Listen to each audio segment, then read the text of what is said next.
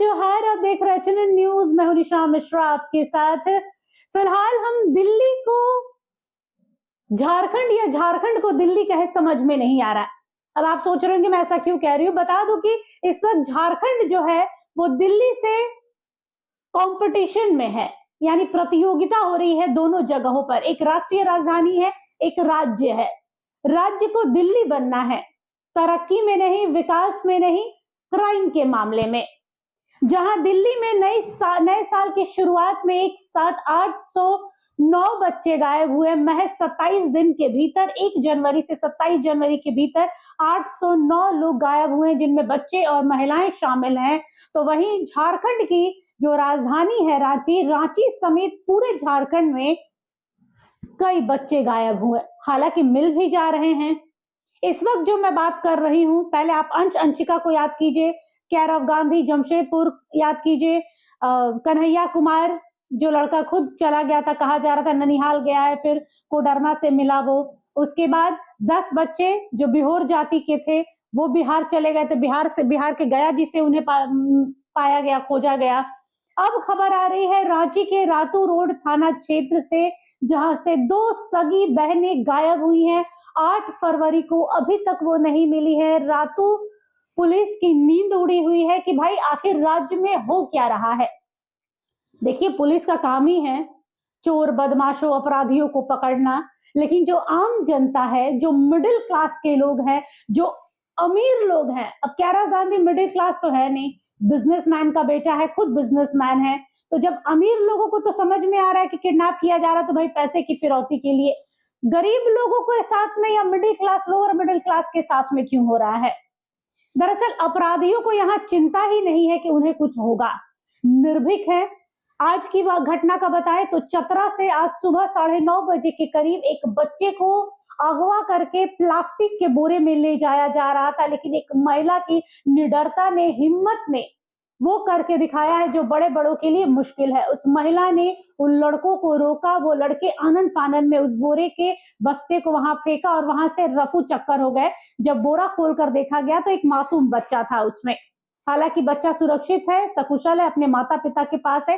पर जरा सोचिए कि झारखंड में किस कदर अपराध अपना सिर ताने खड़ा है। ना शासन का डर है, ना प्रशासन का डर है। एक और मुख्यमंत्री विदेशों से निवेश लाने की बात कर रहे हैं, राज्य को मेट्रो सिटी और मेट्रो शहर बनाने पर तुले हुए हैं। उन्हें लग रहा है कि भाई ये मेरा दूसरे कार्यकाल चल रहा है, तो कैसे इस राज्य को मैं इतना आगे बढ़ा दूं कि पिछली जो सरकारें हैं वो मेरे तक पहुंच ही ना पाए, उनकी कामयाबी का जो स्तर है इतना आगे चला जाए। लेकिन मुख्यमंत्री जी को ये सोचना होगा कि निवेश तो आप बाद में लाइए, पहले अपनी सुरक्षा व्यवस्था को दुरुस्त कीजिए। हम अपने राज्यों को लोगों को ही सुरक्षित नहीं रख सकते हैं, तो जो विदेशों से लोग आएंगे उनका क्या होगा? फिर तो उनकी भी किडनैपिंग होगी। और आपके राज्य, आपके राजधानी की बातें जब बाहर जाएंगी तो क्या इमेज बनेगा?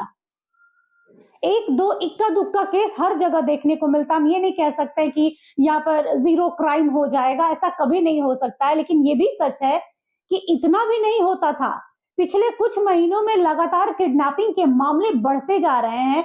जब अंशिका का मामला आया था तो पूरा का पूरा विपक्ष सड़कों पर आ गया था, अंशिका के परिवार तक पहुंचा था, क्योंकि सबको पता था कि ये जो मुद्दा है भुनाने का काम किया जा रहा है, कैसे हेमंत सोरेन को घेरना है ये इन्हें बखूबी पता। चाहे बाबूलाल मरांडी रहे हो, चंपई सोरेन रहे हो, आजसू सुप्रीमो रहे हो, सब के सब मोर्चा खोलकर बैठ गए थे कि हेमंत सोरेन के सरकार में अपहरण के मामले बढ़ रहे हैं, क्राइम का जो रेट है वो और ज्यादा बढ़ गया है, जो अपराधी हैं वो बेखौफ घूम रहे हैं, कानून का डर नहीं रहा है। लेकिन अब क्यों नहीं बोल रहे? जबकि बात करें दिल्ली की, तो दिल्ली में तो भाई आप ही लोग बैठे हैं, रेखा गुप्ता भी आप ही की पार्टी की है, केंद्र का वहीं पर सरकार है, तो क्यों चुप है? खैर, ये मुद्दा राजनीति का है, राजनीति अपनी जगह पर है, जनता की सुरक्षा अपनी जगह पर है। मुख्यमंत्री से ये आग्रह है कि भैया अब कानून का दायरा वैसे बढ़ाइए जैसा लोग चाह रहे हैं। आपको दोबारा चुनकर लाया गया है तो यही सोचकर लाया गया है कि हेमंत है तो हिम्मत है, और हिम्मत है तो हम सुरक्षित हैं। लेकिन फिलहाल जो ग्राफ दिख रहा है, अगर हम सुरक्षा के लिहाज से अगर झारखंड को आंके तो ग्राफ बहुत नीचे जा रहा है, क्योंकि आप 7 बजे 6 बजे के बाद आप अकेले निकलना मुश्किल लग रहा है, खासतौर पर महिलाओं और बच्चों के लिए। हाल में आपने देखा होगा जमशेदपुर का एक बैंक कर्मी को जबरदस्ती प्रेस लिखी हुई गाड़ी में बैठाया जा रहा था। जरा सोचिए कि वो अपराधी कितने शातिर हैं कि पढ़ी लिखी, एक कम पढ़ी लिखी, जिसको कह सकते हैं बहुत ज्यादा ज्ञान नहीं है, सोशल मीडिया पर नहीं है, तो चलो उसको मूर्ख बनाकर आप गाड़ी में बैठा सकते हैं, लेकिन एक पढ़ी लिखी महिला को जबरदस्ती आप गाड़ी में बैठाने की कोशिश कर रहे हैं। ये कह सकते हैं कि उनका मनोबल 7वें आसमान पर है। पुलिस प्रशासन परेशान है, उनका काम कह सकते हैं कि दिन रात बढ़ा हुआ है, क्योंकि हर जगह से अपहरण का ही मामला आ रहा है। रातू रोड में 2 बहनें एक साथ में गायब हुई हैं, एक क्लास 5 की बच्ची है और एक क्लास 10 का, लास्ट ईयर 2025 में उसने क्लास 10 पास किया है। माता पिता स्तब्ध हैं, बोलने की हालत में नहीं है। शिकायत दर्ज हो गई है। रातू थाना पुलिस जो है वो कह रही है कि हम तफ्तीश में जुटे हुए हैं, जांच जारी है।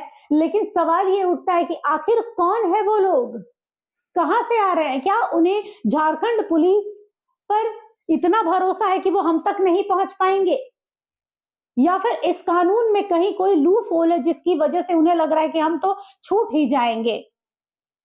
इतने अपराधी आ कहां से रहे हैं?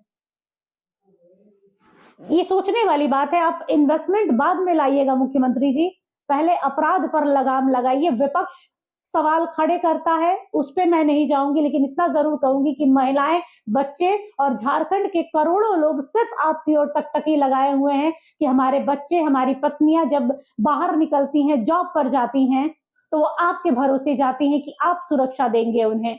और अगर यही सुरक्षा का हाल है तो कल को महिलाएं बाहर निकलना बंद कर देंगी। यही करना पड़ेगा कि शाम के 5 बजे के बाद महिलाएं और बच्चे बाहर ही ना निकले। फिलहाल के लिए इस खबर पर बस इतना ही। देखते रहिए HNN न्यूज। नमस्कार, जोहार। अगर आपको हमारा ये वीडियो अच्छा लगा तो इसे लाइक करें, शेयर करें और हाँ, सब्सक्राइब करना ना भूलें।